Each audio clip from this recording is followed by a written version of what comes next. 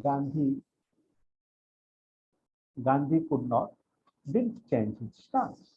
And of course, there is another important aspect of Gandhi and Martin Buber speaking about it. And Gandhi had written that still there is possibility of non-violent resistance. And Buber said that no, there is not. And they also differed on the issue of Palestine. Though later on, Buber was never a Zionist like others, and he was for the binational states of Jews and Palestinians, and not just an ethnic state for Israelis only or Jews only. So therefore, Buber's way of thinking about Palestine had a resonance of Gandhi, I would say, that he was not a supporter of a kind of racist Zionist project. And therefore, there was difference between him and Ben-Gurion, for example, who was the first prime minister of Israel. And of course, that difference was back right from the beginning, because Theodor Herzl, who was the articulator of Zionism, and Martin Buber and others, they were part of that movement. But then slowly, Buber moved himself from an exclusionary Zionist project to a much more wider one, much more inclusive one. Then we come to another issue. This is a philosophical issue. And philosophical and existential, historical, in multiple ways. One is the question of Heidegger. Martin Heidegger, as all of us know, was a great philosopher, and we are enriched by the presence of philosophers like Professor Asa Mukherjee with us.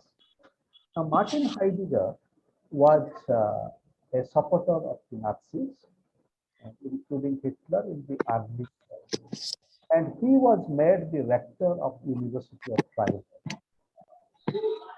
And when he was made the rector of University of Freiburg, then what he did, he tried to displace his own teacher. Who was his teacher? The great philosopher Edmund Husserl. And so what is left? Because Edmund Husserl was Jewish. So this is the kind of, the meanness to which one can go. But later on, Heidegger, he became silent about it. He resigned from his rectorship, not after, only after a few years. I do not know how many years, but he resigned. But to the very last moment, Heidegger was silent about the brutality of the Nazis. But philosophically speaking, the early Heidegger, he went with a notion of mastery, how the ontology,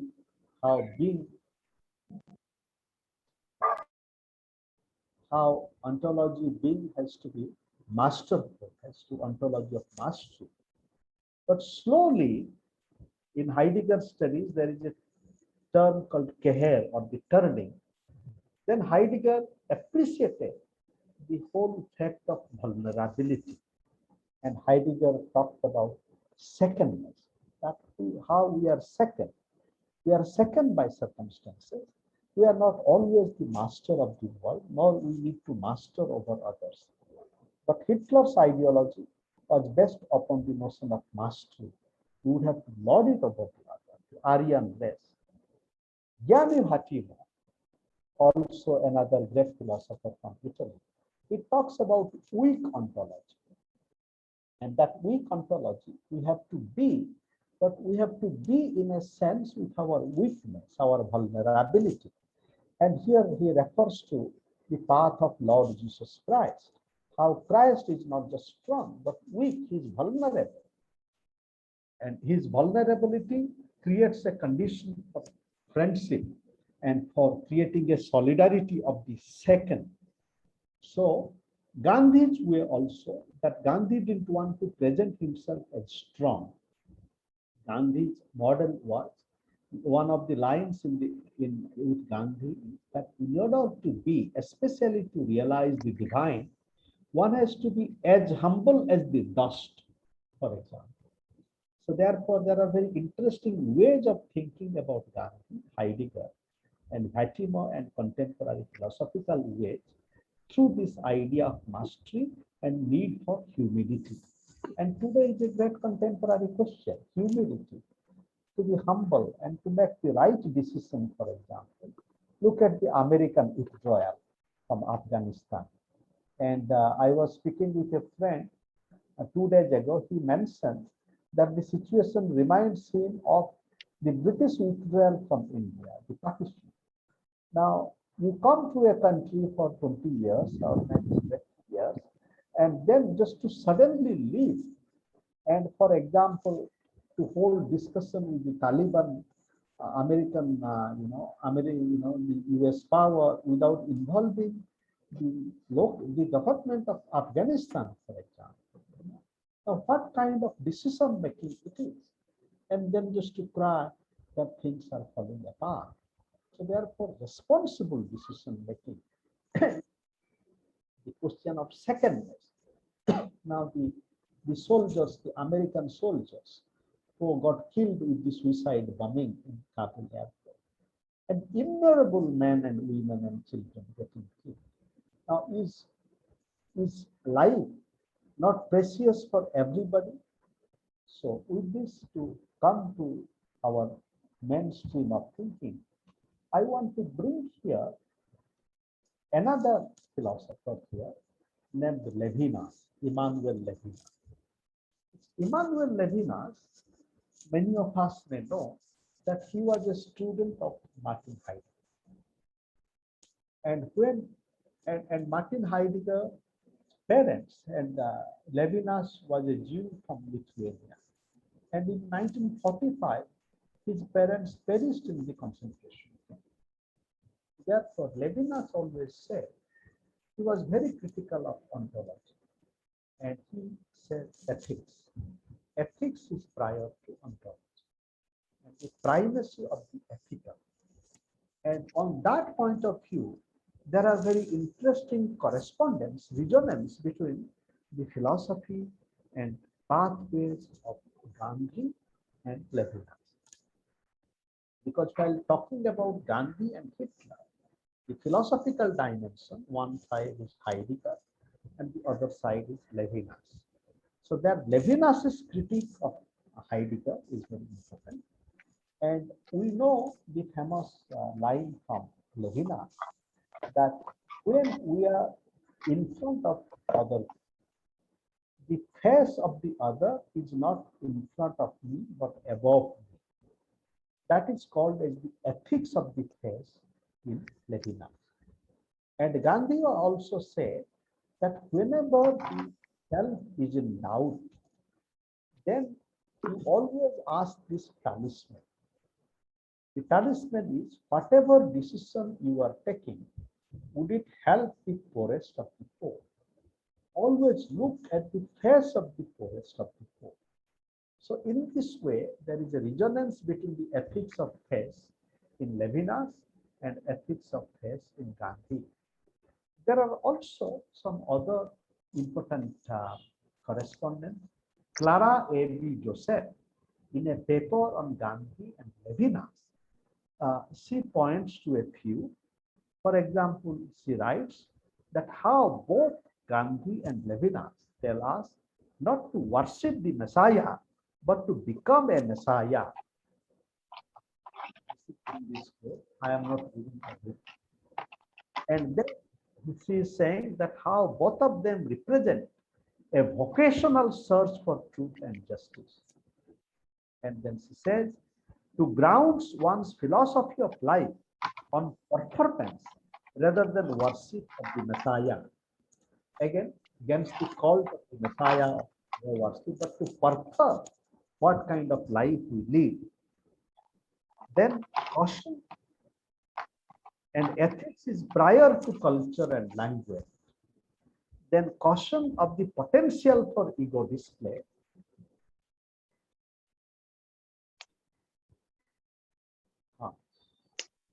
Here, both Gandhi and Levinas are cautious of the potential for ego display and authoritarianism in poetic vitriol when the world demonstrated it. For Gandhi, as for Levinas, spirituality per se could not be structured in interiority. For Gandhi, the method of action was stamped by the character of non-violence or ahimsa. Then another interesting point is about Bhagavad Gita. Now, we know Gandhi was influenced by Bhagavad Gita, but many people read Gita, including Heinrich Himmler. Heinrich Himmler was the advisor to Hitler. And CZECH says, CZECH rushes to conclude that the Bhagavad Gita, CZECH is a philosopher and thinker. He says that the Bhagavad Gita is ideologically evil because it talks about war and because Heinrich Himmler also read Bhagavad Gita. But we know that how Gandhi read Bhagavad Gita as a text of non-violence, not as a text of mindless violence. And another very important thing here is that how Gandhi looked at the difference between Satyagraha and passive resistance. Gandhi invoked Jesus in the practice of Satyagraha. Yet he drew a distinction between Satyagraha and passive resistance. And this he clarified in his criticism of the crusade tendencies of European Christianity. Europe mistook the bold and brave resistance full of wisdom by Jesus of Nazareth for passive resistance as if it was of the weak. And then Gandhi and transformation of political theology. For example, Carl Smith, this thinker, in his idea of political theology and politics, that politics always have to have an enemy. But Gandhi said there is no enemy. So therefore, Gandhi gives us a new idea of friendship as a basis of politics. And that brings us to the notion of kingdom of God. I have just edited a special issue on Garden of Christian has a contribution. So therefore, when we talk about Gandhi and Hitler, the fundamental question is that how do we cultivate modes of friendship even in the context of enmity? And then current fascism. You know, at one point, one political party, in 1980, it was established. And there, what was their ideology? Gandhian socialism. And now, even if there is such thing as Gandhian fascism, but we know how people who are killing other people are also saying that they are lovers of Gandhi. And when Trump was there, his advisor, Steve Bannon, he talked about the new barbarism. And in new barbarism, people put Trump, Putin, and Heidegger together. And Steve Bannon says, Heidegger is my God. And I have referred to the silence of Heidegger about the killing and violence done by Nazis. And for a moment, let us bring another person to our conversation, who is Vinoba Bhave. You know, Vinoba Bhave was in a way the spiritual friend of Gandhi. And after Gandhi's death, he continued the Gandhian project, Gandhian struggle. You know, he worked for the Yatra and Bhudan movement. But during Indira Gandhi's emergency, for many different reasons, Vinoba Bhave was silent. And his other collaborators, Jaiprakash Narayan, and others, for example, Navakrishna Chaudhary from Odisha, they were very critical of the silence of Vinoba Bhave. And they expected that Vinoba Bhave would at least, vocally critique the emergency era, authoritarianism, and destruction of civilization. So, when we are talking about silence, so let us bring the silence of Heidegger and silence of Vinoba Bhave together. Though, with respect to Vinoba, so we can also say that maybe Vinoba's silence points to the need for thinking in a way with the political challenge, but how we do not get lost in political battle. And we see that JP gave the slogan Indira Hatao. let us remove Indira. But what happened when that battle for democracy got primarily preoccupied with unseating a leader, one particular leader? And then what is happening now? What happened to that Indira Hatao movement, the JP movement, all these people who were participating in that, Lalu Prasad Yadav and others, they were young students there. But what kind of politics they led to? So therefore, maybe Vinoba Bhave's silence, though at that time, it was subjected to criticism, but on a longer point of view, it also points to that even if there is political challenge, how do we confront the political challenge without just, the logic that let us just replace one set of leaders and put to another. So a different kind of politics, a higher kind of politics. So moving on, then therefore the question of violence and non-violence is a very important challenge today when we are talking about Gandhi and Hitler. And this violence is not just against men, it is against nature with climate change. And the term rape of Mother Earth is being used. And let us, also realize the way our Mother Earth is being violated. It is in this context, Walter Benjamin, I think Christian is also very thoughtful, traveler with thinking of Walter Benjamin was a great, great thinker. And when Benjamin is saying that every document of civilization is a document of barbarism, it is in this context, the new barbarism that is coming out, that how do we cultivate a new civilization? And here Gandhi, when he was asked that what is your idea of European civilization, Gandhi said it would be a good idea. Fred Dalmaya, the great thinker, commenting upon Gandhi's response, he said that Gandhi's response suggests that civilization is not something given, it is not settled, that we would have to make it in a provisional manner. Civilization is a verb, what we do. Therefore, in Hind Swaraj, Gandhi says that the meaning of civilization is Sadachara, good conduct. With this then, we are confronted with the challenge of Gandhi and Hitler in a way, not just as Gandhi writes in his letter to Hitler, that I just do not want to consider yourself a monster.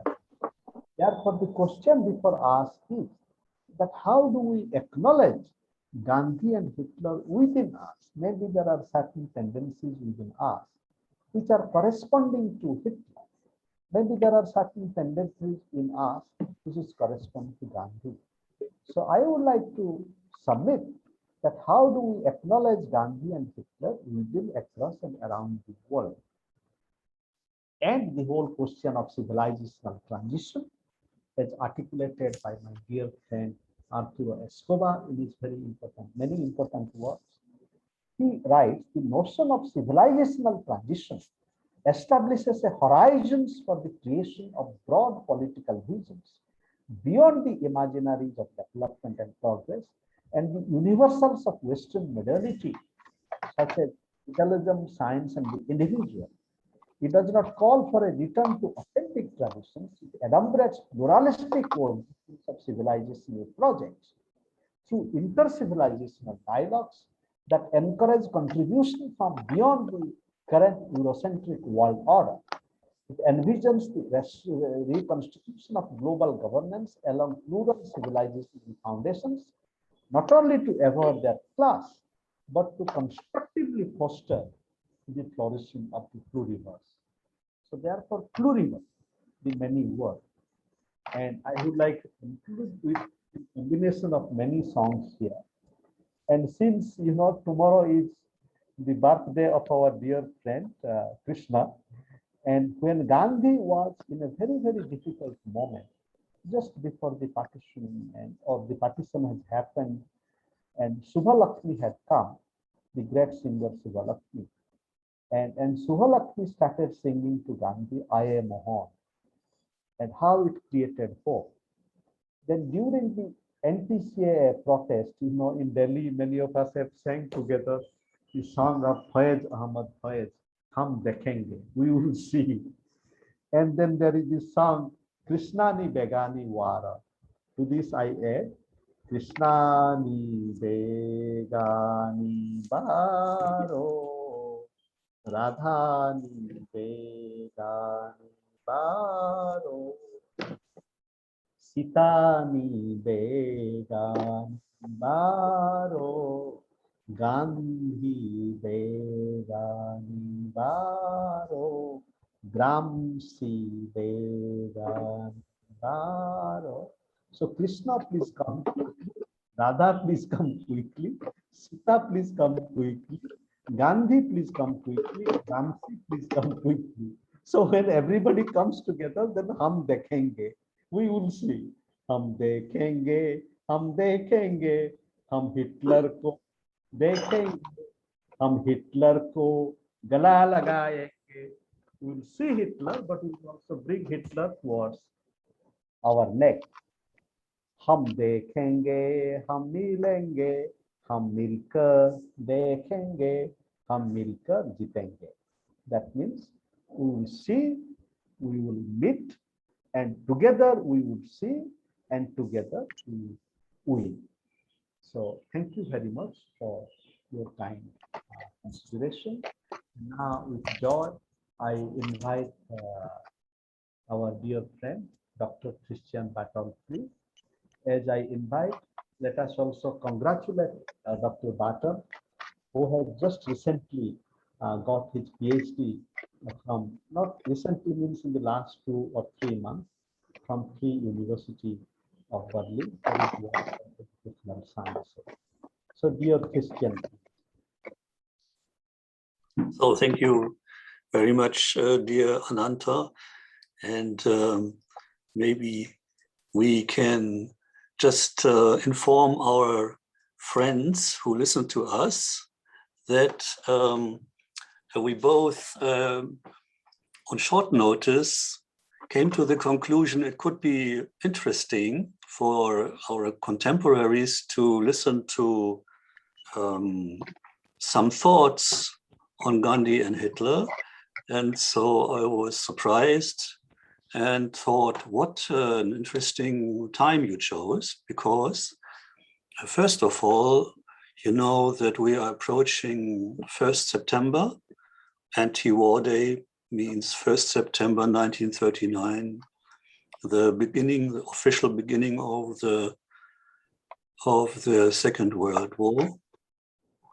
And then also today, we observe from the point of view of the United Nations a very interesting day, which is somehow more or less related to our subject. It's the United Nations International Day Against Nuclear Tests, 29th of August. And always when I have been invited to present or to speak or to give a lecture, I had the custom to observe the United Nations International Day.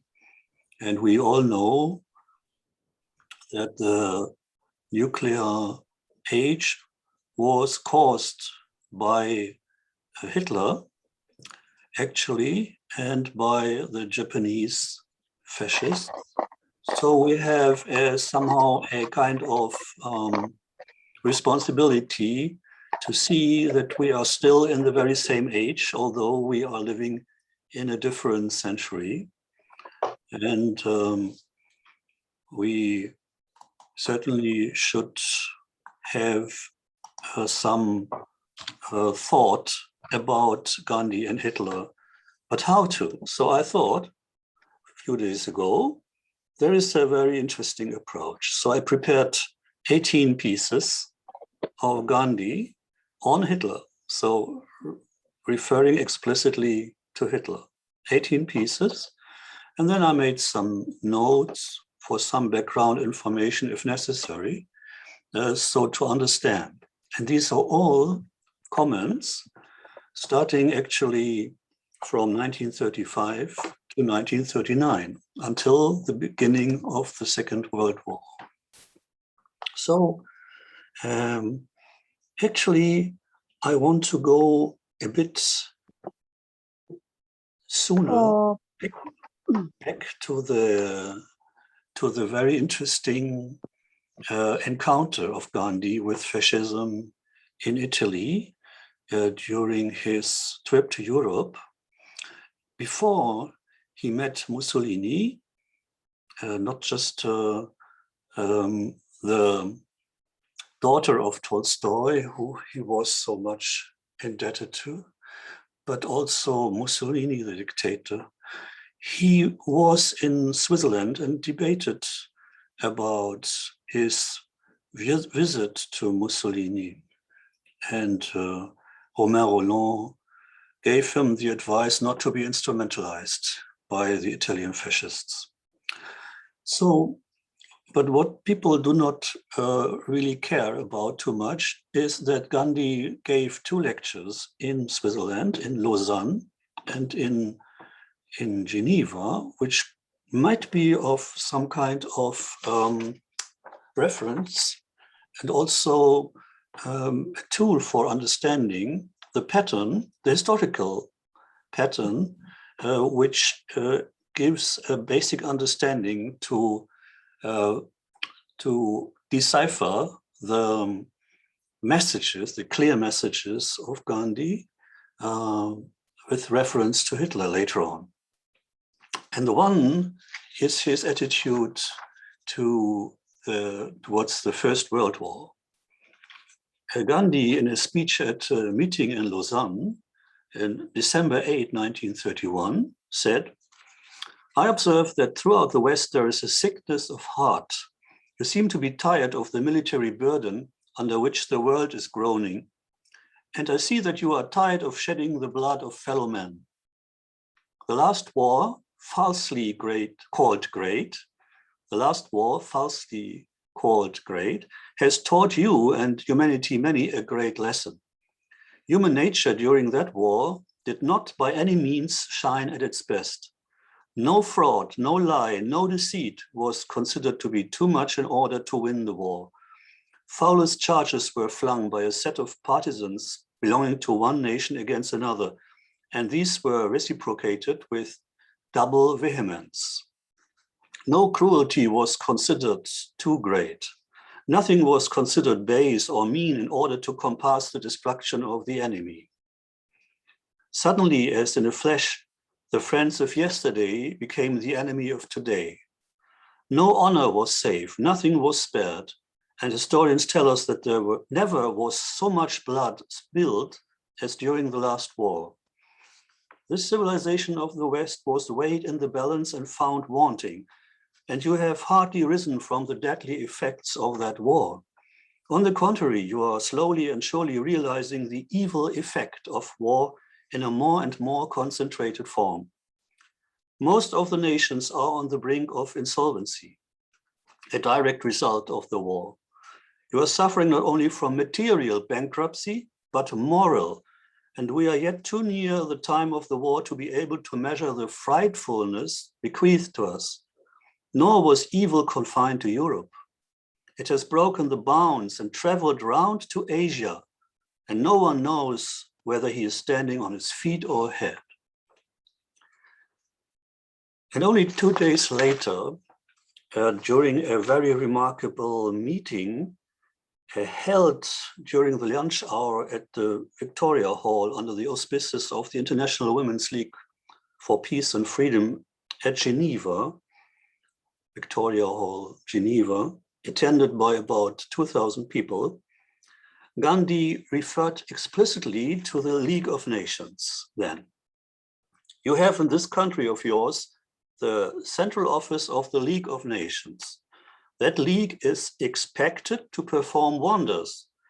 It is expected to replace war and by its own power arbitrate between nations who might have differences between themselves. But it has always seemed to me that the League lacks the necessary sanction. It depends, and it has to, largely, if not exclusively, on the judgment of the nations concerned. I venture to suggest to you that the means we have advocated in India supply the necessary sanction. not only to a body like the League, but to any world organization for this great cause of the world. This great cause, which meant abolishing war, replacing war, and sanction, of course, in Gandhi's understanding, non-violent, organized non-violent sanctions. That's amazing. Very early remark, but very important to understand Gandhi's references to Hitler. Now let me start with the year 1935. It was an interview to Deputations, Bombay Chronicle, 5th of January 1935, and he interestingly referred to Hitler. My first aim is to change the mentality of the people, not to coerce them as Roosevelt, Hitler, or Mussolini are doing in their countries. As the mentality of the people has changed today towards Kadi, so I hope to turn their mind in favor of indigenous industries. My efforts are to keep up our civilization, and I will do my best for it. Now, what is interesting in the first sentence, Gandhi stresses that he wants to change the mentality of the people, not to coerce them as Roosevelt, Hitler, or Mussolini. So this was a starting point. But you will see that in his later references to Hitler, he mentions other fascist dictators in one line with Hitler, like Mussolini and Franco in Spain. So let's come to the second piece, an interview to Professor Mays. That was not, in hindsight, an ordinary man, but he is Professor Benjamin Elijah Mays was an American Baptist minister and American rights leader who was actually became the mentor of Dr. Martin Luther King Jr. later. So they had a meeting in India, and in interview to Professor Mays, which lasted about 1.5 hours and laid the foundation stone for Professor Mays' amazing work for the civil rights movement as a spiritual guide to many students like Dr. Martin Luther King. He said the following. Gandhi said, passive resistance is a misnomer for non-violent resistance. It is much more active than violent resistance. It is direct, ceaseless, but 3/4 invisible and only 1/4 visible. In its visibility, it seems to be ineffective. For example, the spinning wheel, which I have called the symbol of nonviolence. In its visibility, it appears ineffective, but it is really intensely active and most effective in ultimate result. This knowledge enables me to detect flaws in the way in which the votaries of nonviolence are doing their spinning. I ask for more vigilance and more untiredness. Nonviolence is an intensely active force when properly understood and used. A violent man's activity is most visible while it lasts, but it is always transitory. What can be more visible than the Abyssinians done to death by Italians? There it was lesser violence pitted against much greater. But if the Abyssinians had retired from the field and allowed themselves to be slaughtered, their seeming inactivity would have been much more effective, though not for the moment visible. Hitler and Mussolini, on the one hand, and Stalin, on the other, are able to show the immediate effectiveness of violence. But it will be as transitory as that of Genghis' slaughter. But the effects of Buddha's nonviolent action persist. and are likely to grow with age. And the more it is practiced, the more effective and inexhaustible it becomes.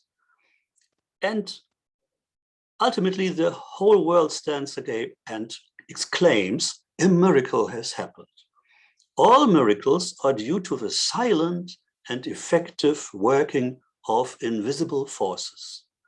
Nonviolence is the most invisible and the most effective. In this statement, it's quite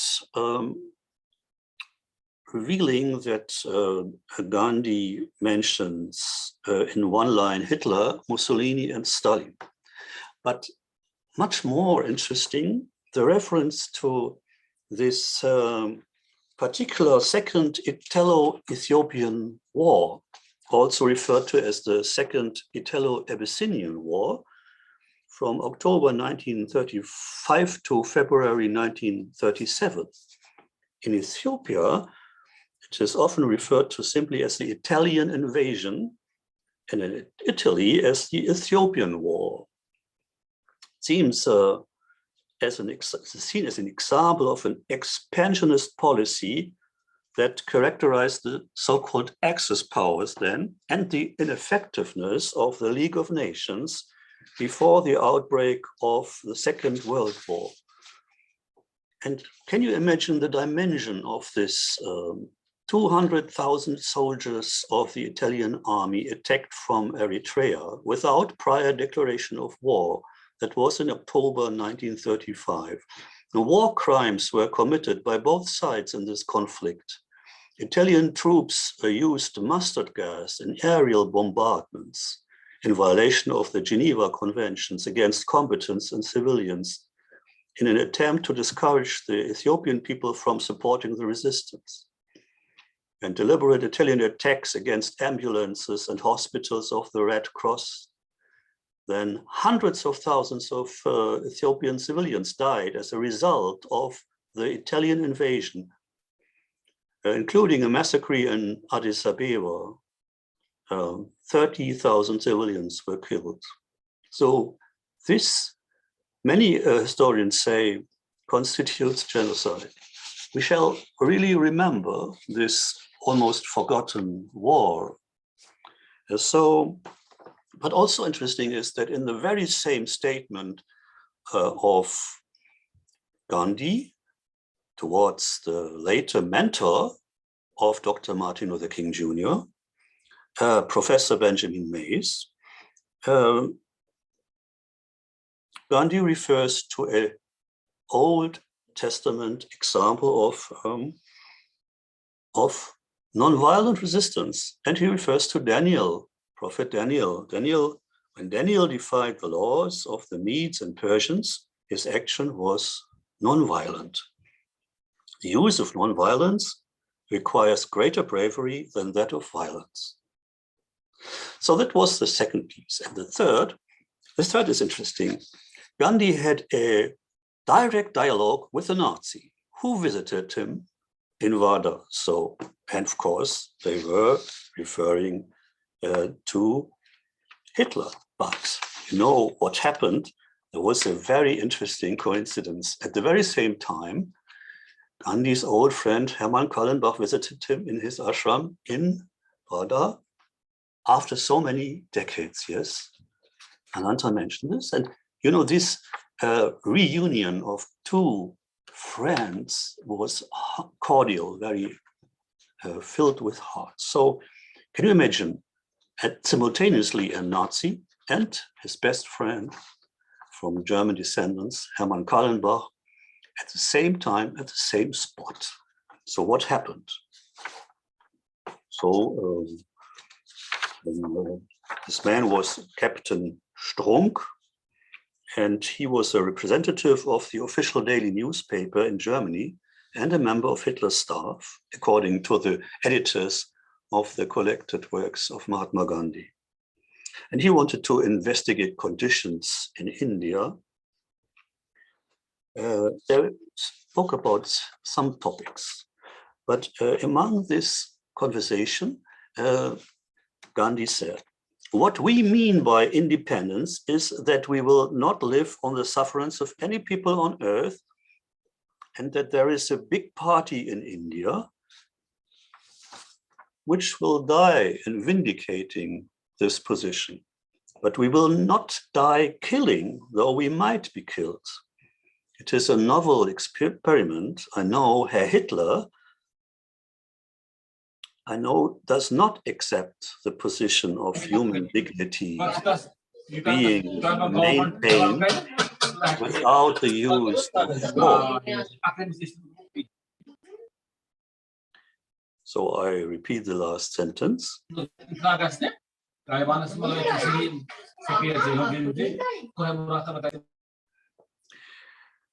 repeat the last sentence. But we will not die killing, though we might be killed. It is a novel experiment, I know. Herr Hitler, I know, does not accept the position of human dignity being maintained without the use of force. Many of us feel that it is possible to achieve independence by non-violent means. It would be a bad day for the whole world if we had to wade through blood. If India gains her freedom by a clash of arms, it will indefinitely postpone the day of real peace for the world.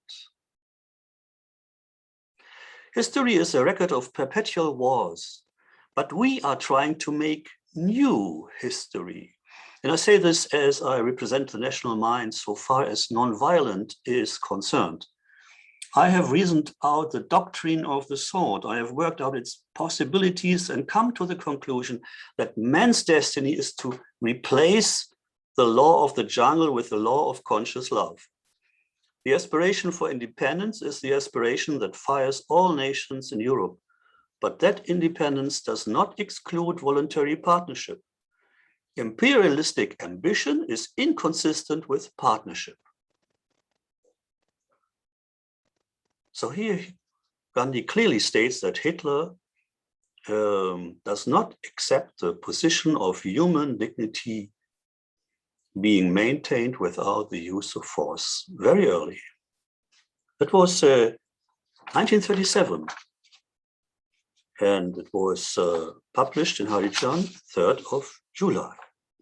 And then at the end of this meeting, by surprise, when Captain Strong prepared to leave, Gandhi introduced him to Mr. Kallenbach and said to him, "Here is a live Jew and a German Jew, if you please."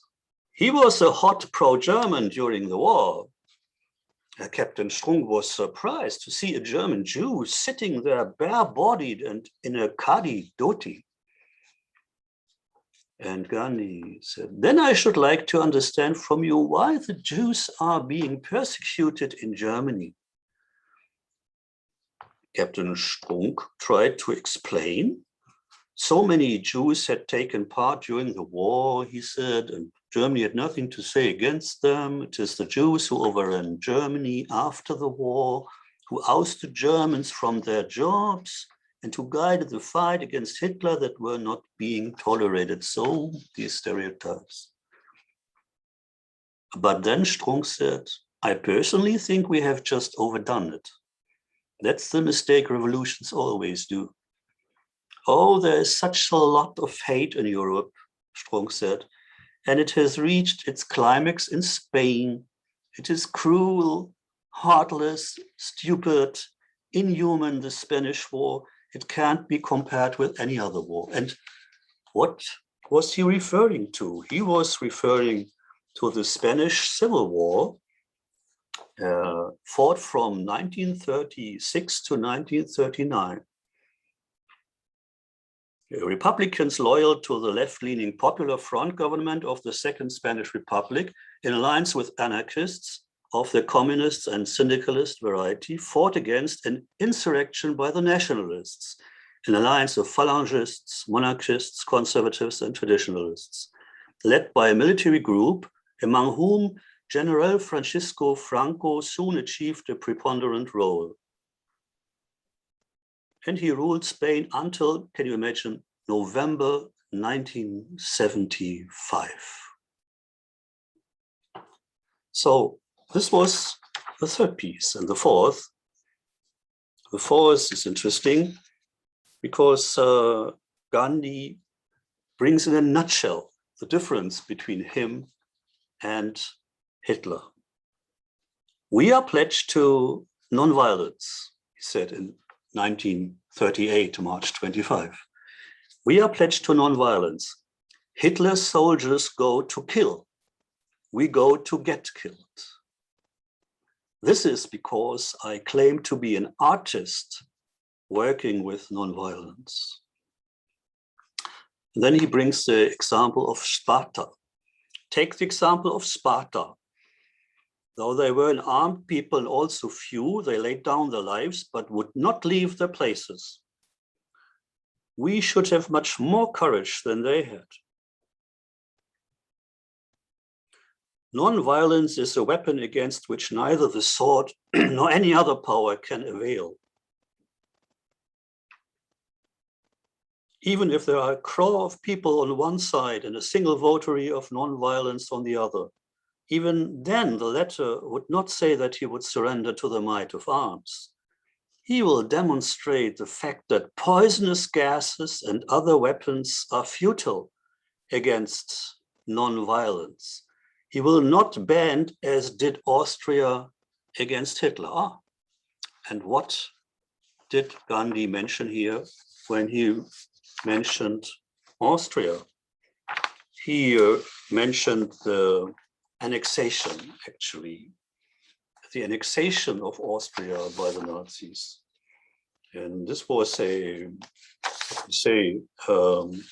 called Anschluss.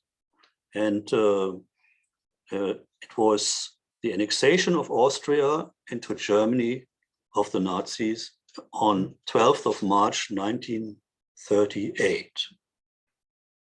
It's a long story behind. I will not go into that, but continue with the next piece. So what else did Gandhi mention when he referred to Hitler? It was in a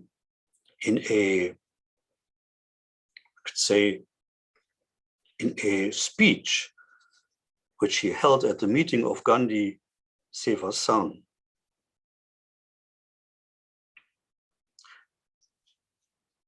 March 27, 1938. It is not because we are unarmed that we have adopted this nonviolence.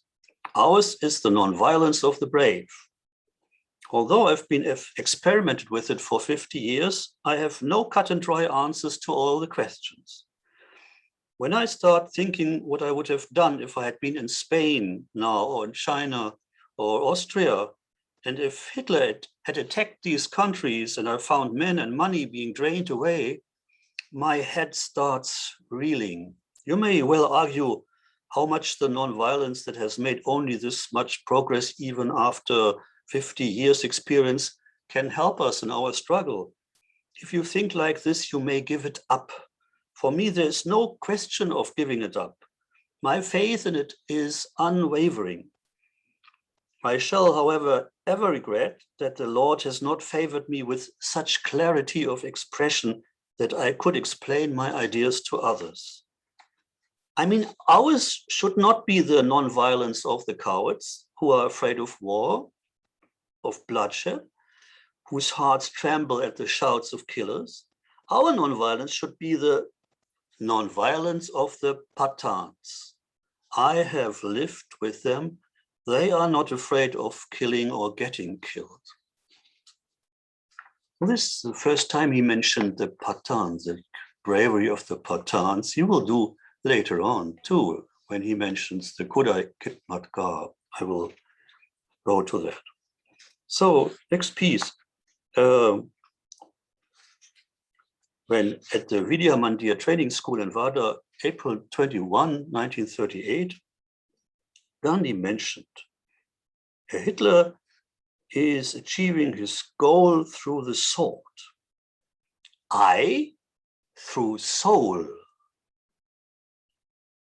Cast off the cloak of foreign thoughts and ideals. Identify yourselves with the villagers.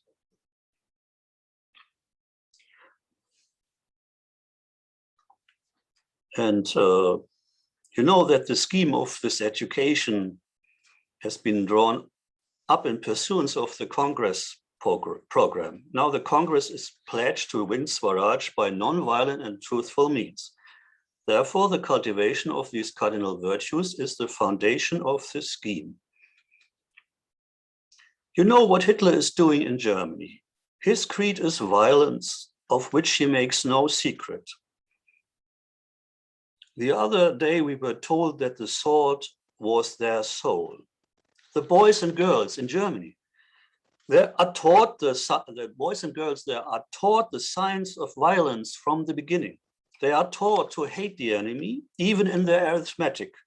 And you will find that the examples have been chosen with a view to inculcate the military spirit.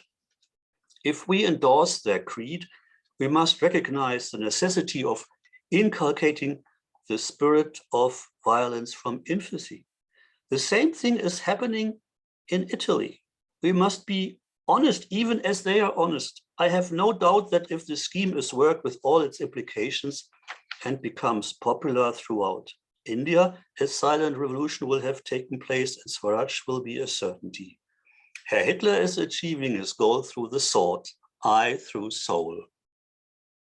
So here you have the reference to education. And this is interesting because, you know, I'm a son of a mother who has been educated during the Nazi time. And you can imagine the direct and indirect consequences in many German families, many families who experienced fascist regimes. The seventh piece is also drawing on this.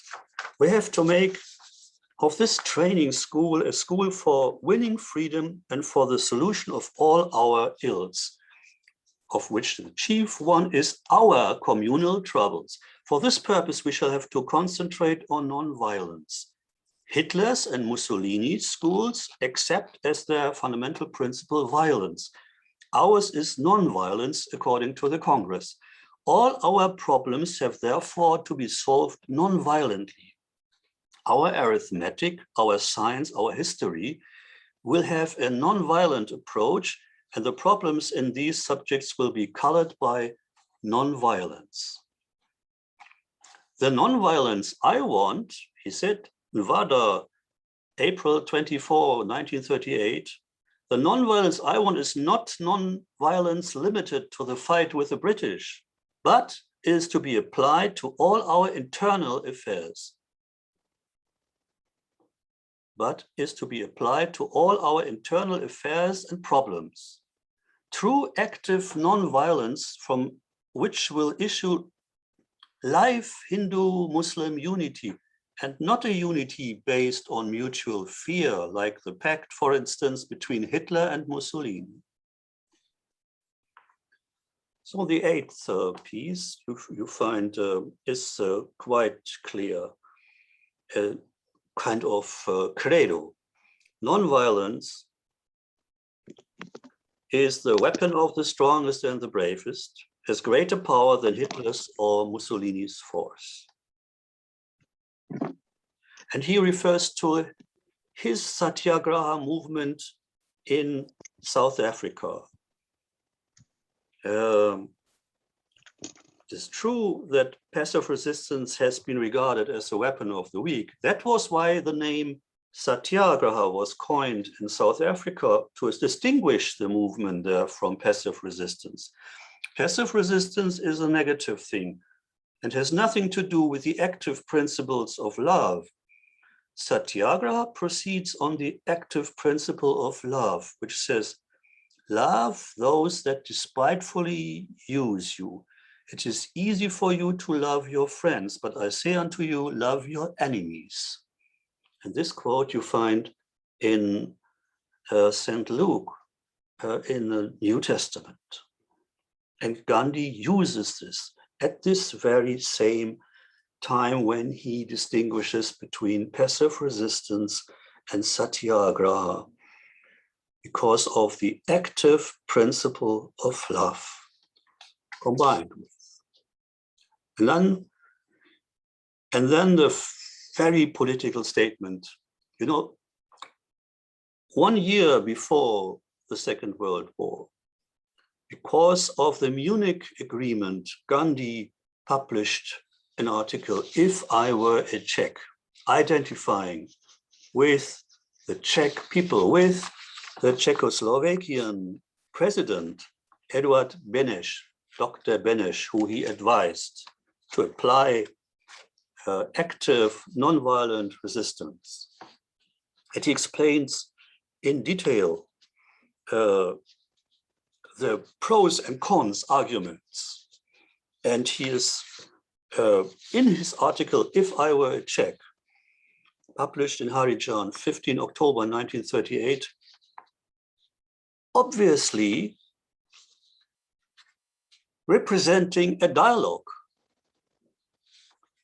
And this is interesting from the Socratic point of view, because, you know, the Socratic meiotics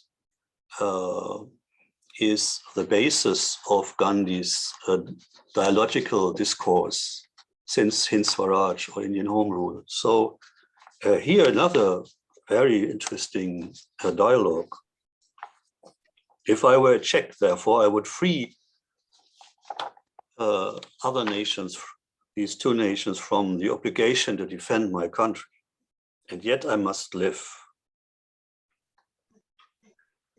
I would not be a vassal to any nation or body. I must have absolute independence or perish.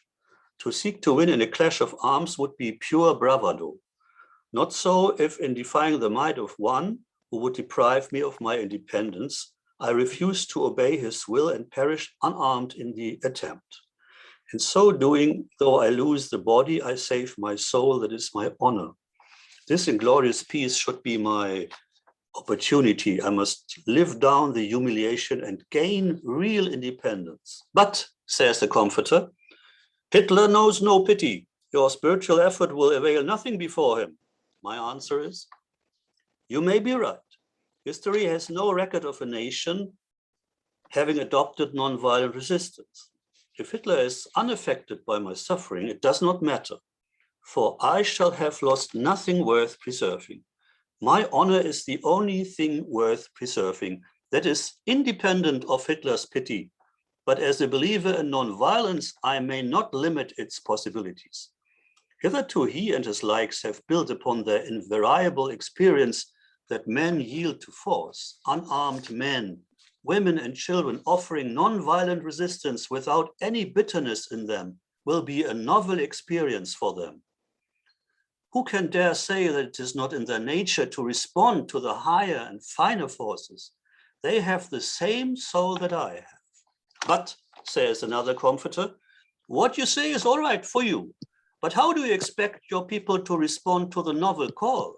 They are trained to fight. In personal bravery, they are second to none in the world. For you know, to ask them to throw away their arms and be trained for nonviolent resistance seems to me to be a vain attempt. And Gandhi, you may be right, but I have a call I must answer. I must deliver my message to my people. This humiliation has sunk too deep in me to remain without an outlet. I, at least, must act up to the light that has dawned on me. This is how I should, I believe, act if I was a Czech. When I first launched out on Satyagraha, I had no companion. We were 13,000 men, women and children against a whole nation capable of crushing the existence out of us. I did not know who would listen to me. It all came as in a flash. All the 13,000 did not fight. Many fell back, but the honor of the nation was saved. New history was written by the South African Satyagraha. So these are examples. I gave you 9 pieces of 18 I selected, and maybe I can continue, or we have a nice dialogue. It's a bit dependent on my friendly inviting organizers of this event. And I would like to mention that when I spoke a year-long ago, maybe 10 years ago, with Ananta about Gandhi and Hitler, I had in mind it would be good to, to organize a project, a historical project, yeah, just to understand the real background, the situation when all these unbelievable statements of Gandhi were formulated. And I refrain from referring to the references to the Palestine problem when because I had published a book on this, We Do Not Want the Violence, about the Buber-Gandhi controversy. And in this book, maybe this is my last quote for this presentation at the moment, I want to direct your attention only to one symbol Gandhi frequently used in his anti-imperialist, anti-colonialist struggle for real independence. He frequently referred this image of the cat and the mouse, identifying himself with the mouse and confronting a cat and the appetite and the greed of this cat. And in one of these great statements, Gandhi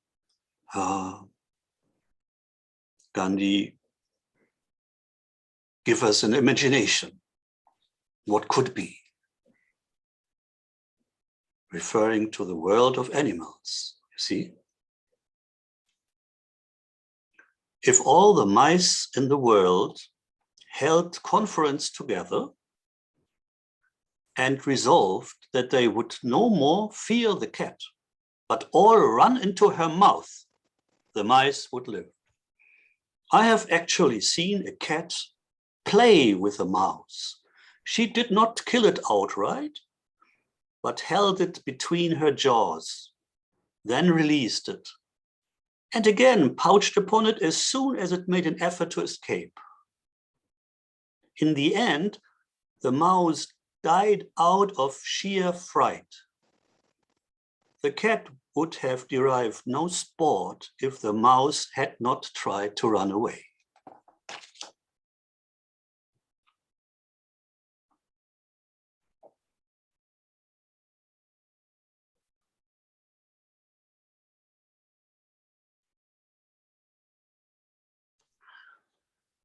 So thank you for your attention. And as you see, I could go on with the second half. And then, of course, I myself would have to prepare another half just to, prepare a publication about this. Very interesting problem to understand Gandhi's statements on Hitler, because as we all know, this is frequently used in political propaganda from various factions, and we should be a bit more humble, yes, and reluctant to give our judgments without understanding the hermeneutics, hermeneutics actually, without understanding the language of Gandhi, the precise ethical message, and the real challenge, because we are still living in such an age of horrors, and we shall find a way to a federal structure for the globe, to come to an end to this system of military weapons, deterrence ideologies, and first strike and second strike phantasmagories, as if there is survival in case of a cataclysm, might be caused by an accident. As you remember the Dr. Strangelove syndrome, according to Stanley Kubrick's fascinating movie. Nuclear war by accident is an imminent danger each second, but also to come to a new peaceful unity and diversity, united peoples, nations, actually a world federation. So thank you, Randhir, Gautam, and Professor Ananta Kumar Giri, a good friend for many years with mutual visits, for inviting me. And I'm now happy to enter into a conversation if possible, if necessary and possible. Vielen Dank aus meinem Herz, and your presentation itself was a very, very deep mode of being. Words come out from the depth of pages and truth.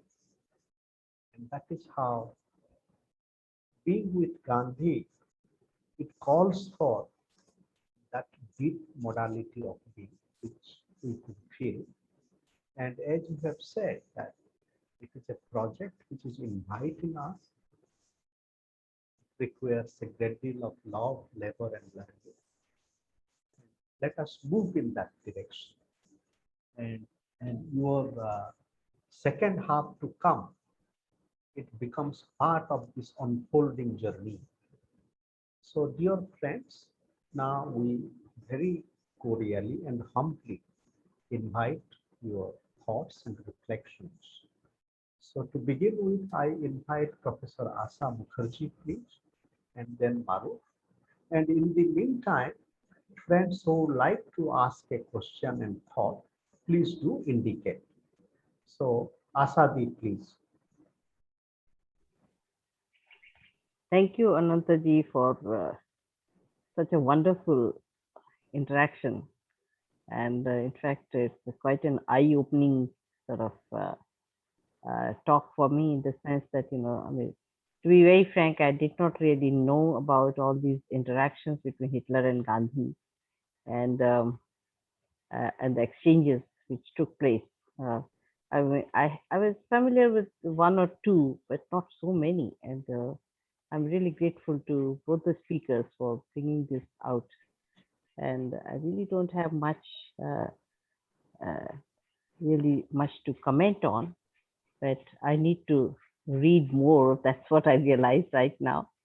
And as Professor was saying, that we have to have the deep understanding. So I guess I really need to have deep understanding before I raise any question. But see, Gandhi's way of looking at things, and for him, the concept that he, and also that the concept that he did not have any enemy, and only he looked for friendship. The basic question that I feel right now is that how can you have friendship with a person like Hitler, even if he's not an enemy? I mean, the letter shows very clearly that surely, I mean, even if you don't call him enemy, but his deeds, the actions what he was doing, I mean, he literally treated him as an enemy, because it's one of the strongest language which he's using against Hitler, writing that letter. So I guess one has to look at the definition of enemy. I mean, difference of opinion is one thing, but the actions which he's doing, and sort of the way Gandhi is condemning all those the actions of Hitler, writing to him directly. And although he's saying that Britishers or the people with whom he has different opinion, they are not enemies, I guess one has to look at the definition of enemy. How do we define an enemy? Who's an enemy? And if somebody is not an enemy, is he a friend? Because in my opinion, he's definitely not treating Hitler as a friend. I mean, I don't know, whatever may be the stretch of definition of a friend. So I would like to have some comments from both of you if you can. Thank you. Thank you, Asadi. Now, Christian, we will take note of these thoughts and we will come back into later. So now, Maruf, please.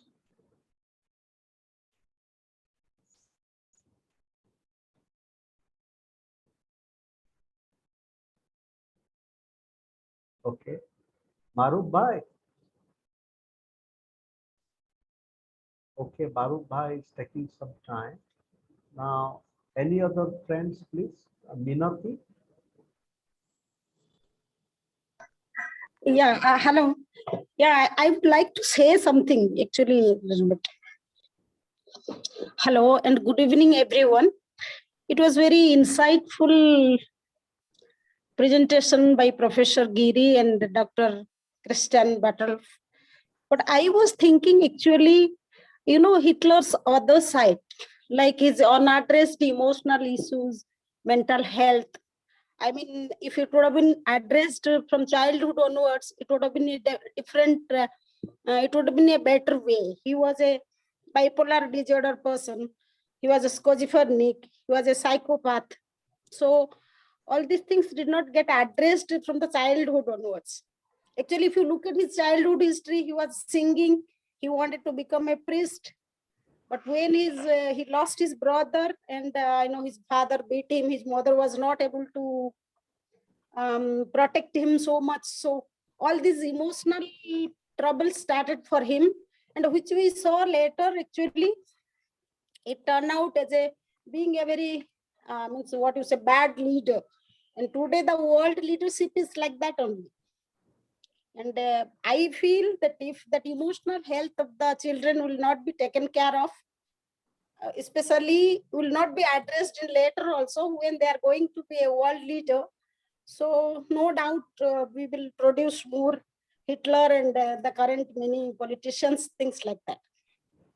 And my question is, if a little more light on this area, you or Professor Bartolf who can do this. So, and thank you for giving me the opportunity for asking the question. If at the end time permits, I will read a poetry on Krishna. Yes, certainly. Thank you. Certainly. Thank you. So now Saji, please. Saji. Yes, Professor Ananta, thank you very much. Please put your video. And, we want to see it. Professor Okay. Ananta, the internet Wi-Fi being a little erratic in this side. Okay. I think I have to opt for audio only. Okay. Thank you very much. I thought you have the power of Christian love to affect your Wi-Fi. Okay, go ahead. Thanks a lot for your eagerness to see my face. I think we can see and meet some other time. Thank you very much, Professor Ananta. The introduction and also this comparative ideologue that you have drawn among Gandhi, Gramsci, Aurobindo, and also Bose. You made a mention of Bose. Now, when you brought in Indian National Army, Subhash Chandra Bose, under Subhash Chandra Bose's leadership, what was actually coming in my mind in the form of a small doubt was, does it really represent Indian nationalism? While on the other hand, we seem to have almost adopted a resolution by the Congress Working Committee that we would rather wait for the Allied forces to wage war and win, and then the transfer of power takes place.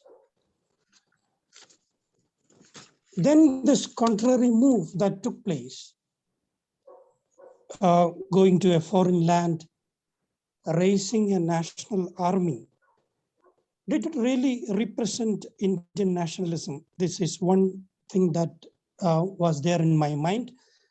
And I'm very sure that Bose might have, Subhash Chandra Bose, whom we refer to as Netaji, might have met Gandhiji prior to this, taking this decision of going to Japan and also to Thailand and also to Germany. You did mention that he even met Hitler in Germany.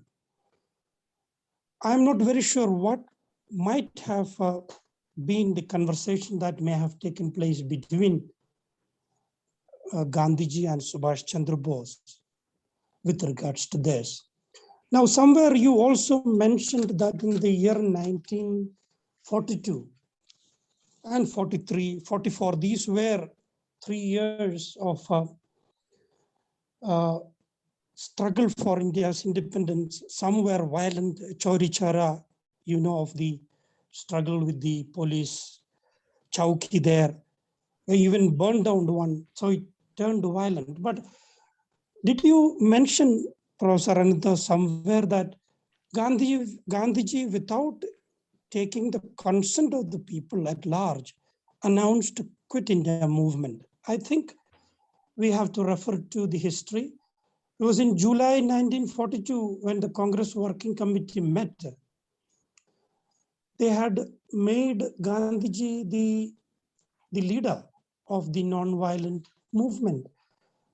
And when they met in August in Mumbai, the Quit India movement, the resolution was already ratified by this committee. So Quit India movement, I don't think it came very suddenly, and the people were behind him.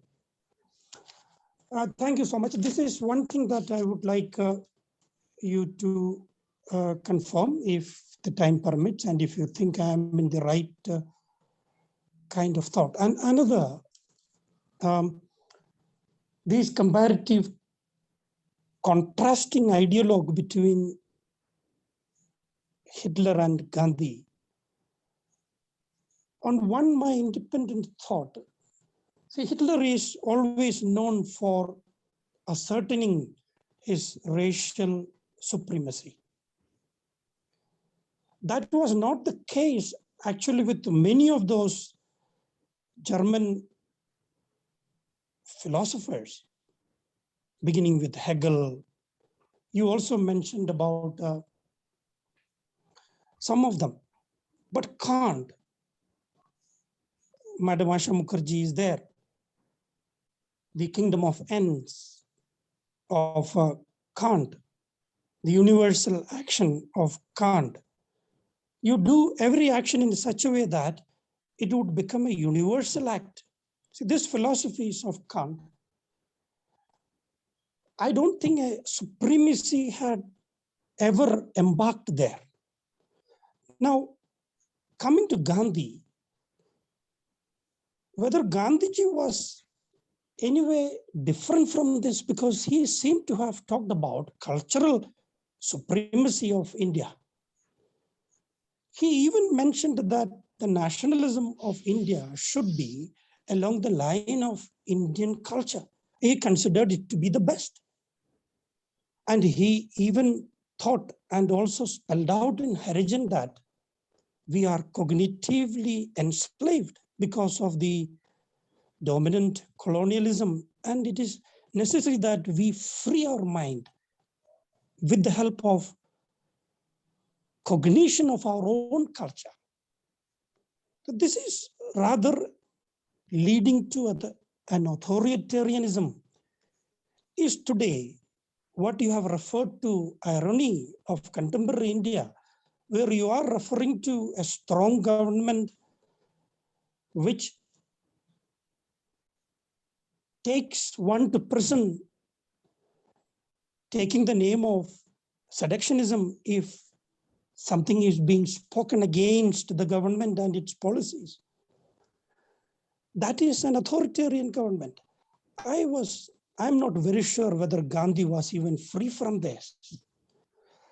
If I'm wrong, please correct me, and I would like both of you.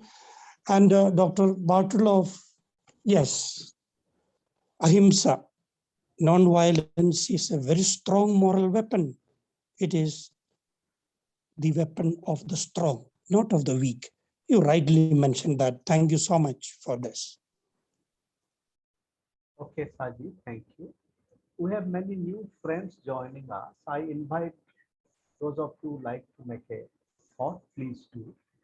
I see Miss Jusmita Philippines. So would you please like to speak, Jusmita? I see SS Mishra, please. If you like to speak, I invite you. As you are getting ready, any friends in the next 5 minutes. And we also Saili Vanjari. As you are getting ready, I invite Randhir also, please share your thought, Randhir. Yes, thank you so much, sir.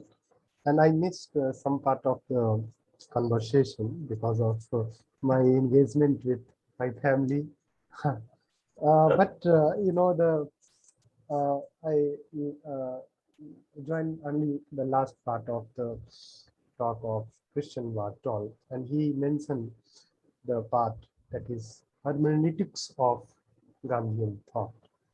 And when we understand language of Gandhi, we need to rediscover Gandhi within ourselves, not outside. And if you trace the fight against fascism, it began before the 1942 Independence Day or 1947 Independence Day, Indian freedom struggle movement. When you see people like Rabindranath Tagore, Sri Aurobindo, Ambedkar, M.N. Roy, coming from different diverse philosophical background, and could see clearly that fascism was the most organized tyranny, ought to destroy democracy and freedom, all the great achievement of the Western civilization. The question of fascism, begin even during the freedom struggle movement. So far as the conflict between the Gandhi and Subhash Chandra Bose is concerned, conflict between fight for the British or for the Hitler. So there, we choose. We can see the primacy of, in larger collective conscience of the people. We can see a kind of acceptance of peace or the destruction of fascism, in that sense. So we can see, if we have to trace the line that the hardcore nationalism, or we call people differentiate nationalism, nationalism based on love and peace, and nationalism based on anxiety and fear. So for larger context and the long-lasting idea of nationalism, which is internationalism, as envisioned by Tagore and Gandhi. So we have to contextualize Gandhi, in that sense, and we have to free ourselves from the narrow or immediate context. Therefore, I want to repeat my sentence that we need to rediscover Gandhi within ourselves, not outside. Thank you. Thank you, Randhir. And just to add, we also need to kind of look into the Hitler within ourselves. Yes. And in a very broad way, and as Minoti has suggested, the psychological challenges. So before, all the time Devendra gives his thought during Thanksgiving. Now Devendra, please before this. Thank you, sir, for giving me this opportunity.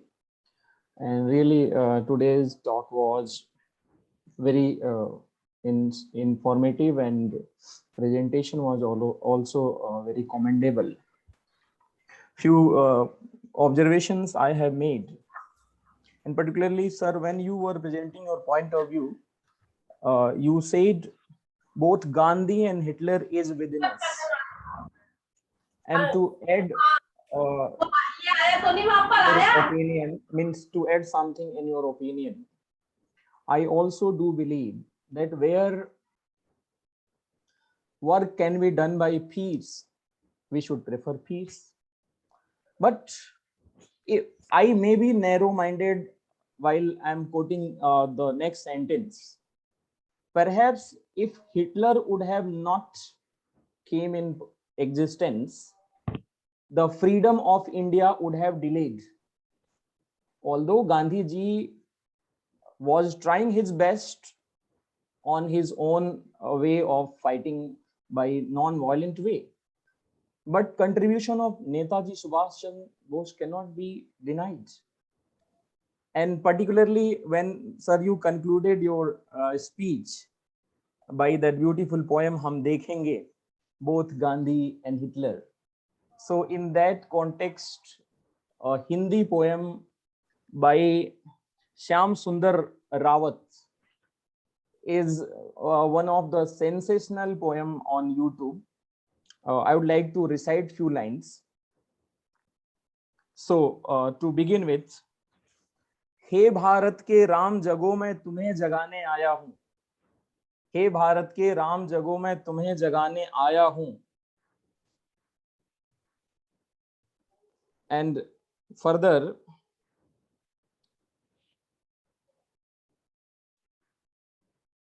because I'm not going to read the whole poem, the important one. जिसकी छोटी सी लकुटी से, referring to बापू, संगीने भी हार गईं. Hitler को जो जीता वे फौजे 7 समुंदर पार गईं. मानवता का प्राण जगे और भारत का अभिमान जगे. उस लकुटी और लंगोटी वाले बापू का बलिदान जगे. आजादी की दुल्हन को जो सबसे पहले चूम गया, रेफरिंग टू नेताजी सुभाष चंद्र बोस, स्वयं कफन की गांठ बांधकर सातों भावर घूम गया. उस सुभाष की शान जागे, उस सुभाष की आन जागे. हे भारत देश महान जगे, ये भारत की संतान जगे. So definitely there is a need of invocation of both Gandhi, Hitler, and it is demand of time, and for that sake I would like to read one line by John Milton. He says, it is mind is its own place, and in itself can make heaven of hell or hell of heaven. So definitely, as per a demand of time, whichever way will be the suitable, we should adopt in order to maintain peace in the society. But the most preferable way is non-violence. But if we are not getting solution by non-violence way, just to protect our society, protect our nation, protect our culture, we can go for self-defense even by opting violence. So this has been my observation. Thank you for giving me the opportunity. Thank you, Devendra. So now I request Christian to please share thoughts on the questions that are with us. Christian. Yes, I'd like to. First of all,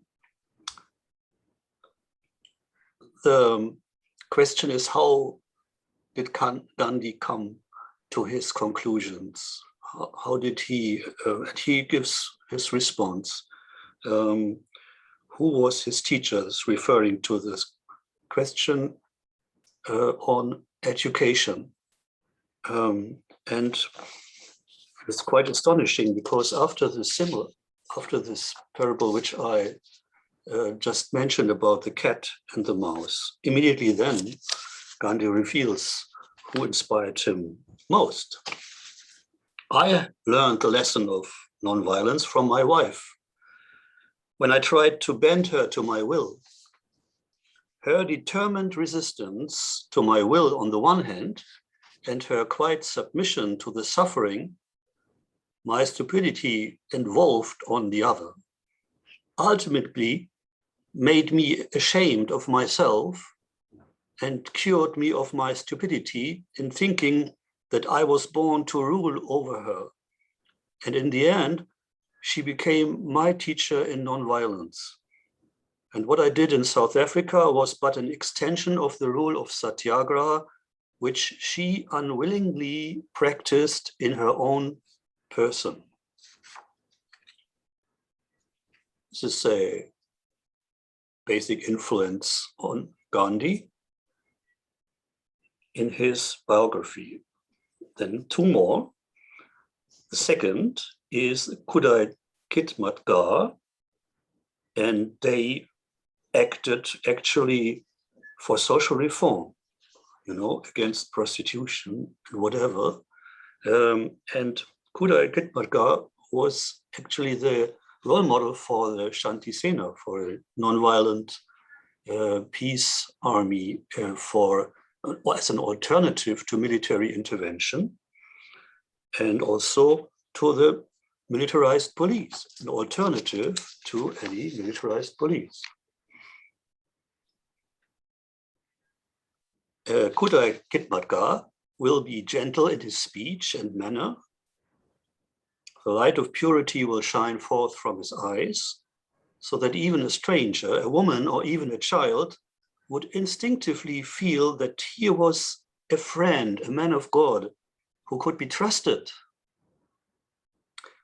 Kudai Kitmatgar will command the cooperation of all sections of the community. Not the sort of obedience that a Mussolini or a Hitler can command through his unlimited power of coercion, but the willing and spontaneous obedience, which is yielded to love alone. This power can be acquired only through ceaseless, loving service and waiting upon God. When I find that under your influence, people are gradually giving up their dirty and insanitary habits, the drunkard is being weaned from drink and the criminal from crime, and the Kudai Kitmatgars are welcomed everywhere by the people as their natural protectors and friends in need, I shall know that at last we have got in our midst a body of men who have really assimilated the spirit of nonviolence, and the hour of India's deliverance is close at hand. Now my last thought, was not a dialogue. Hitler didn't care about a dialogue, and the letters of Gandhi to Hitler never arrived and they were censored, so the government was preventing them from arriving, the addressees. So it was also not just Hitler's fascism which brought turmoil in world history, never imagined, but also the Japanese fascism, we shall never forget, of course. And in this context, it is Gandhi who refers, as an artist of nonviolence, to the poem influencing him most. And I would like to quote this poem for you, because it is Gandhi who quoted this poem when he commented on the atrocities of the Japanese against the Chinese in 1937. And which poem did Gandhi refer to as a support of his argument?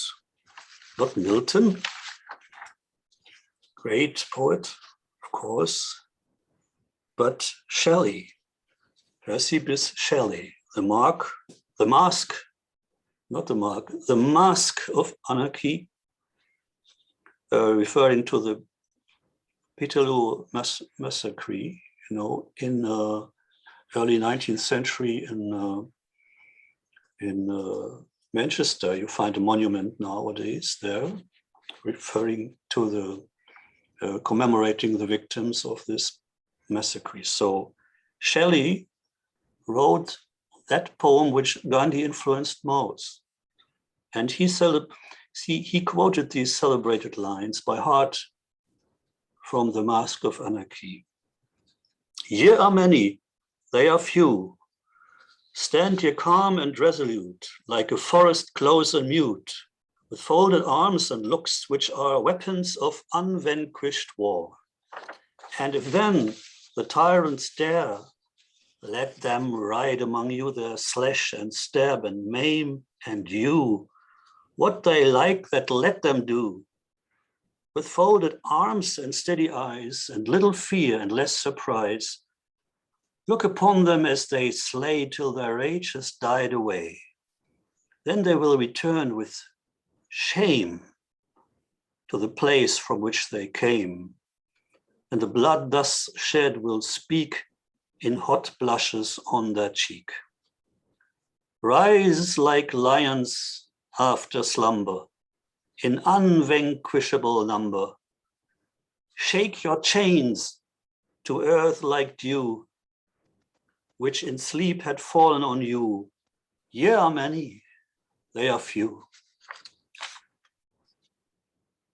And this poem of Shelley, at the very same time, reprinted by Aldous Huxley in his Encyclopedia of Pacifism, which was the experiment to transform Gandhian nonviolent resistance to Europe in this very dark time, mid-30s.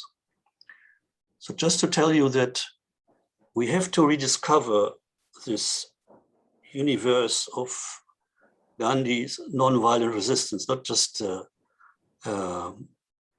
hermeneutics or history of the language of the thought in philosophy. Yes, Kant, of course, great promoter of World Federation without armies. And in addition, we should listen again to the words and listen carefully and observe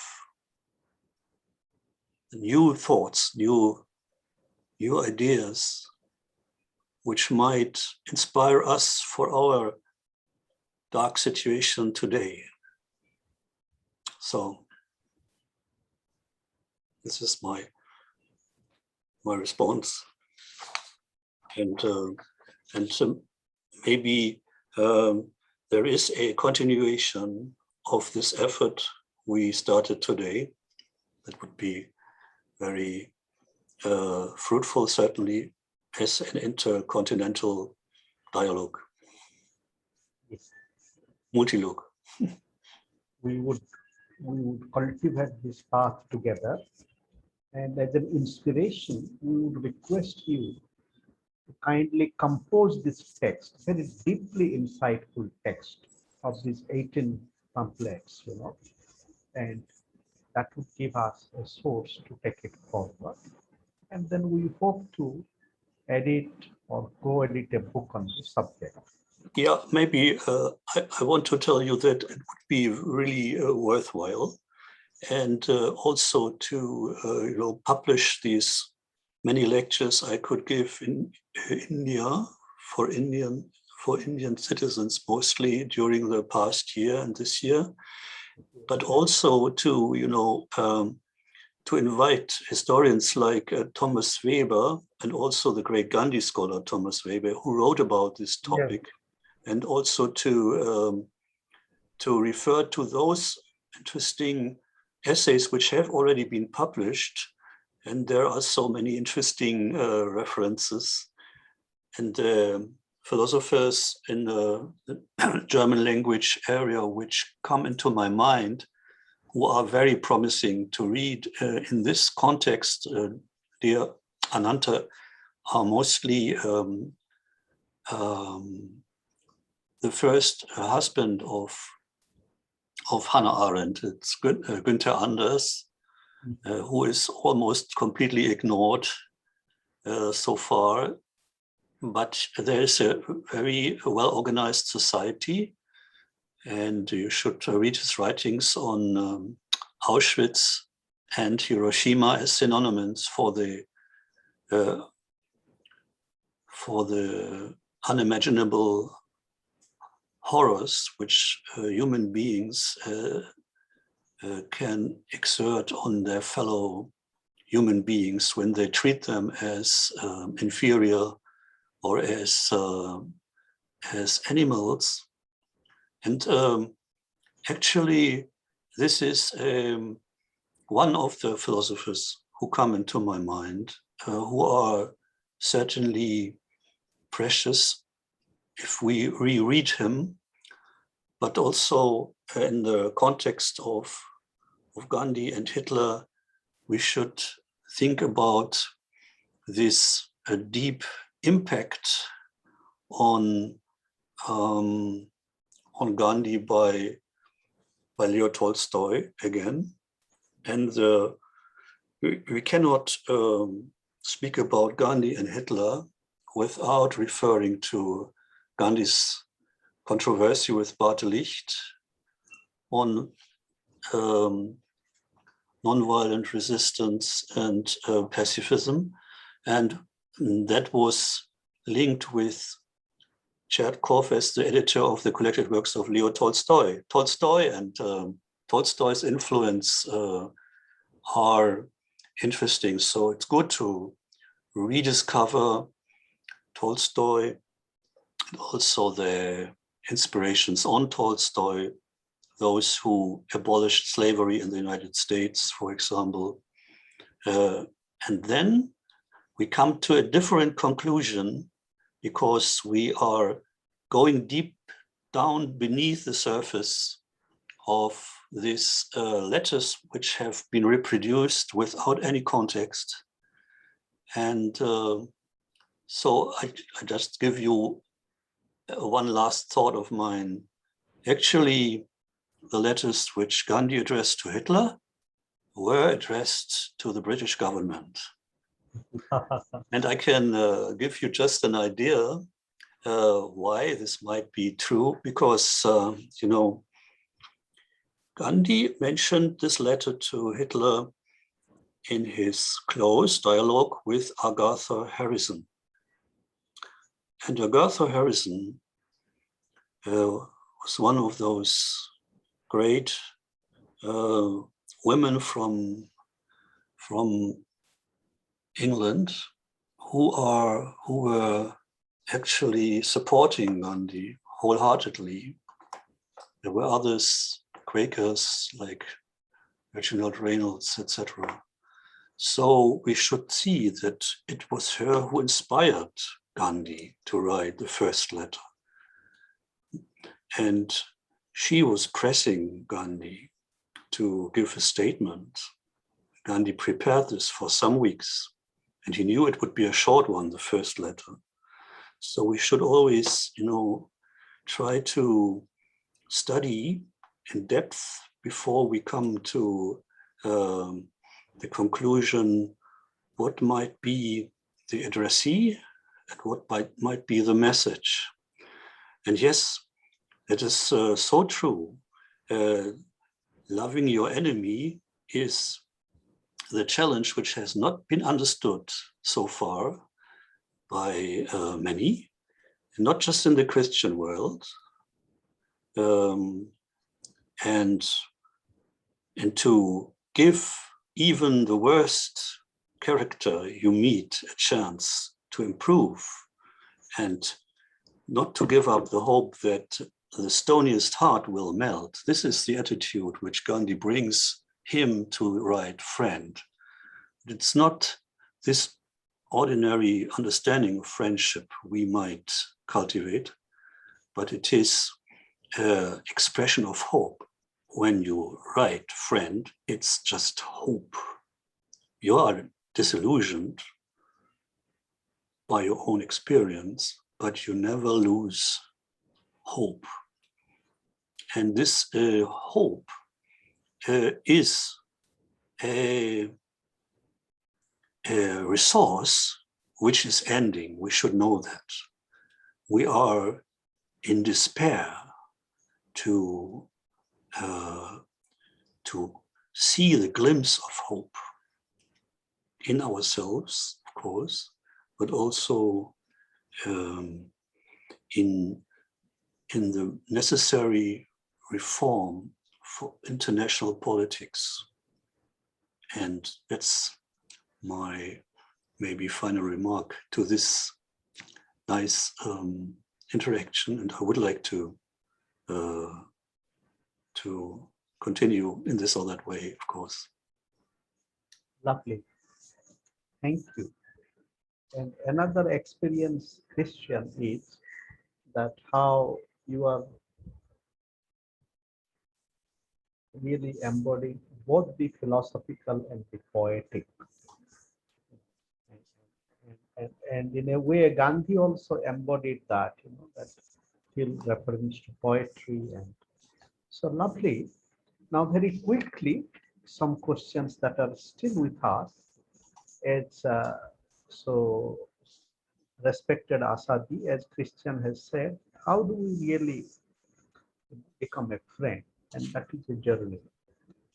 And even if when Gandhi is interrogating Hitler and referring to his inhumanity, and in doing so, he's becoming a friend. Because as Friedrich Nietzsche has reminded us in his Das Weg Zarathustra, who is a friend? Your friend is your greatest enemy in that sense, who really challenges you. And because Gandhi in a way does not consider Hitler as a monster, therefore he wants to bring this to his attention, as Christian is saying, not wondering about what would be the consequence, whether you really like it or not, as Gandhi has said. Then Minoti, as always, you are becoming the source of the most insightful question in our dialogue. So this is a theme that Christian also has a lot to say, he can say, and will continue it further. Yes, so bringing this whole emotional issues and childhood and growing up is very significant. And how Hitler had a very traumatic childhood. Yes, I want to just briefly interrupt you. Yes, it comes into my mind that Erich Fromm wrote about Hitler and his childhood. And this is a very, very precious book. I think it's called Anatomy of Human Destructivity, or it is a very, very interesting portrait of Hitler. So Erich Fromm, a great humanist philosopher, inspired by Gandhi. So just in brackets. There is a psychologist called Erickson, and he did very excellent work in terms of understanding the psychoanalysis of Gandhi.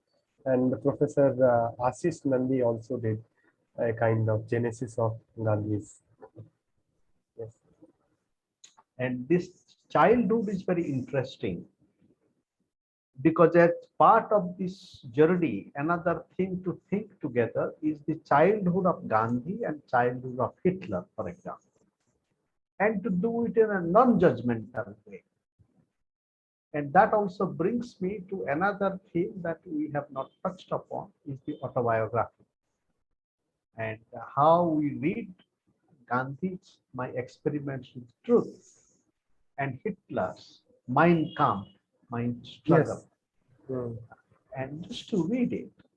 And one thing that we will find, that the whole concern of the body,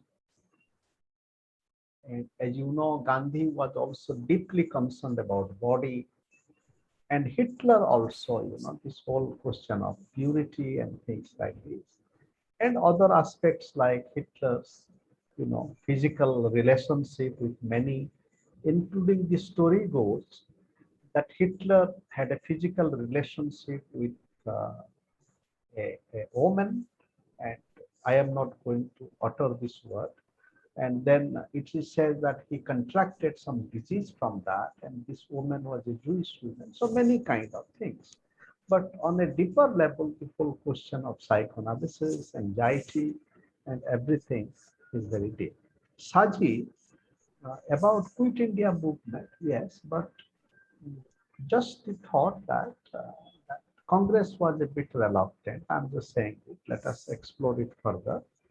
And about Kant, the point is that though Kant talks about kingdom of end, Kant, like Hegel, we are not free from racism. If you read Kant's an anthropology from a pragmatic point of view, so therefore the whole even kingdom of ends, under the kind of background of an unspoken racism, that, and when Gandhi is of course referring to the need to discover our roots, and he's not a cultural supremacist. And so let us again open ourselves to self-criticism, that any call for resistance is not necessarily a cultural supremacist. And in Swaraj itself, despite the kind of critique he's making, so he builds on many strands in European thought. Then maybe I can mention as response to the question given in the chat that yes, Hitler's relation to the Christian churches is of interest, should be of interest. Among the church there were resistors, and the question of resistance even before the Second World War is of great importance. And there's Gandhi's reference to the resistance of Pastor Niemöller from the Protestant church, and to Karl von Ossietzky, the great political journalist. And so this reference of Gandhi in the article, Is Nonviolence Ineffective, is very interesting. You should read it. It's a direct reference to German resistance during the 30s, nonviolent resistance. And you remember that Karl von Ossietzky received the Nobel Peace Prize as a prisoner of Hitler. So you should really include, this reference to the German resistance, which was multifold. And internationally, there was a campaign supported by Einstein and Thomas Mann and great thinkers like the Czechoslovakian President Masaryk and Aldous Huxley and many others, and a 3-year international campaign to award a prisoner in the Nazi Germany, Karl von Ossietzky, who was married with an Anglo-Indian wife, who was herself a civil rights activist, a suffragette, and a Manchurian nurse. So you see, there is so much to discover. So it's so important to go to make research, real research, and to see these contexts, these references, this interconnectedness, also this transcontinental dialogues. Then amazing. And since Tolstoy, I would say this is fascinating. Since Thoreau and Tolstoy, since this time, this has been fascinating and facilitated by airmail letters, inexpensive airmail letters, the first activity of international peace societies. Lovely, dear Christian. So let us hope. I think we have certain journey for the next 2 weeks. Next week, September 5th, become the birthday of Dr. S. Radhakrishnan. Also, in some way, deeply embodied that spirit of love, non-violence, spiritual quest. So we are having a dialogue with Dr. Radhakrishnan in that way on the Teacher's Day. So maybe after 2 weeks, we can plant seeds for this conversation, Randhir and friend, and can prepare ourselves for a serious engagement with the issue. So I think we have touched many of the thoughts that are with us. And again, nationalism again. There are varieties of nationalism. Nationalism is love for the country as well as the love for the world. This is what Indian freedom struggle embodied. Sri Aurobindo, Gandhi, Tagore, and Ramon Luya, and in a way JP also, Jayaprakash Narayan. And that is the glorious legacy of nationalism. And including on the question of Kashmir or Nagaland, and JP and Vinodabad, and at least JP, he had challenged the existing positions of Indian nation state. That is how we have to do. A nation, love of the nation is accompanied by a continued vigilance about the destruction and violence and killing that we do as legitimators of the nation state. So dear friends, so let us invite our dear friend Krishna to come with us today in our sleep and consciousness. So slowly we are on our way to meet again. And now Devendra, very briefly, Devendra. Thank you, sir, for inviting me to extend the vote of thanks. It's my honor and privilege to extend this vote of thanks on this August moment. And I'm thankful to our distinguished speaker, Dr. Christian Bartolf, for his authoritative, presentation on Gandhi and Hitler, and the kind of dialogue sir was involved in and answering all the queries and questions by presenting so many analogies, particularly quoting the song by P.B. Shelley and that analogy of cat and mouse. So it was heart touching and very easy to understand. So thank you, sir, from bottom of my heart for gracing this occasion.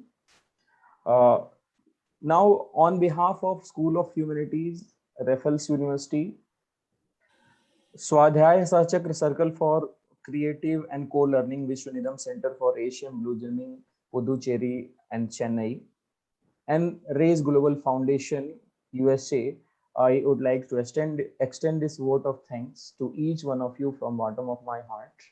In the series of expressing my gratitude, I'm thankful to Professor Giri sir for moderating and delivering the dialogue on the topic Gandhi and Hitler. And really, sir's presentation was very mesmerizing and informative, and it opened new horizon for thinking about, particularly when sir made a call for Hitler and Gandhi, because there is need, of course, excess of everything is bad, but there is need of Gandhi, and we shall see both Gandhi. We shall embrace Gandhi and Hitler. So, sir, thank you very much. And you are also the source of inspiration and encouragement for everybody of organizing committee. Next, I'm thankful to Professor Asha Mukherjee, Dr. Saji Varghese, Meenati Pradhanji, and all. I did not read. Excuse me, I did not read the poetry. Yes. For your question, I'm thanking you for your. Okay, thank you. Yeah. Please, you can read. Okay. So last but not the least, I'm thankful to the convener of this session, Professor Randhir Gautam, for organizing, executing, and making it possible. Although sir was engaged in a family trip, but sir is very sincere for his works. So I'm thankful to you, sir, and thanks everybody. Namaste. That's all. Thank you. Yes, Miniti, please, you can. Yes. But it is a forceful reading now for everyone to listen. No. It's occasion. No, okay. The poem about Krishna, tomorrow is birthday of Krishna. Yeah, So that is why I did not. I don't have a poetry on Gandhi and Hitler. I did not write. So I thought, okay, tomorrow is Janmashtami, so I can just read that. Yes, But I think most Ananta bhai welcome. forgot. Okay. Lord Krishna, the Supreme Soul. O Krishna, the blue consciousness, the consciousness of the universe, and blue like ocean, the ocean of emotions. Emotions like anger, agony, and pain must under just a smile to mesmerize and make them realize the lines that are hidden. Shown the ignorance of the presence of omnipresent, Almighty with every human quality, love, kindness, and affection, realization of the application. Sweet is the flute on his lips, do the justice, the sharp Sudarshan on his fingertip, the herd of cows on the hind, shiny peacock feathers can make you blind. Raised arms to integrate with the cosmos and the eternal ether, the earth beneath, the whole universe merged in him, the yin and yang from outside and within. Thank you. Thank you. so much. Thank you, Minati. Every time this is forcefully, I'm reading this, not. No. It was commendable, and we are happy Thank to you. listen such a sentimental and spiritual poem. Okay. Thank you so much. Thank you so much. Thank